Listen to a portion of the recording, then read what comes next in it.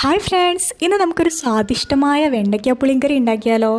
അതിനായി ചൂടായ വെളിച്ചെണ്ണയിലേക്ക് നമുക്ക് വെണ്ടയ്ക്ക ഒന്ന് ചെറുതായി അരിഞ്ഞ് നല്ലൊരു കളറാവുന്ന സമയത്ത് നമുക്ക് കോരിയെടുക്കാം. ഇനി അതേ എണ്ണയിലേക്ക് നമുക്ക് കടുക് ചേർത്ത് പൊട്ടിച്ചെടുക്കാം. ചെറുതായി അരിഞ്ഞ് വെച്ചിരിക്കുന്ന വെളുത്തുള്ളി ചേർത്ത് നല്ലൊരു കളറാവുന്നത് വരെ നമുക്കൊന്ന് മൂപ്പിച്ചെടുക്കാം.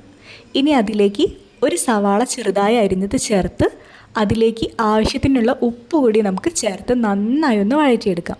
ഈ സവാള നന്നായി വഴണ്ട് കഴിഞ്ഞാൽ നമുക്ക് പൊടികൾ ചേർത്ത് കൊടുക്കാം.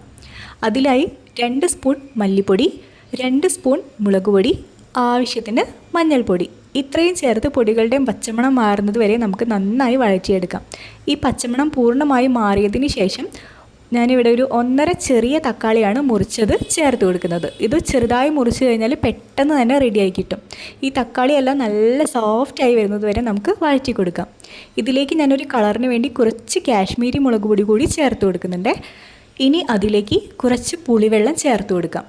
പുളിവെള്ളവും കൂടി ചേർത്ത് നന്നായി തിളച്ച് കഴിഞ്ഞ് കഴിഞ്ഞാൽ നമുക്ക് വെണ്ടയ്ക്ക ചേർത്ത് കൊടുക്കാം. ഇനി ഉപ്പ് നോക്കി ഉപ്പ് ചേർത്ത് കൊടുക്കാം. ലാസ്റ്റ് നമ്മൾ കുറച്ച് കറിവേപ്പില തൂവിയിട്ട് വിളമ്പാം. നല്ല ടേസ്റ്റി ആയിട്ടുള്ളൊരു കറിയാണ്. എല്ലാവരും ഒന്ന് ട്രൈ ചെയ്ത് നോക്കിക്കോളൂ.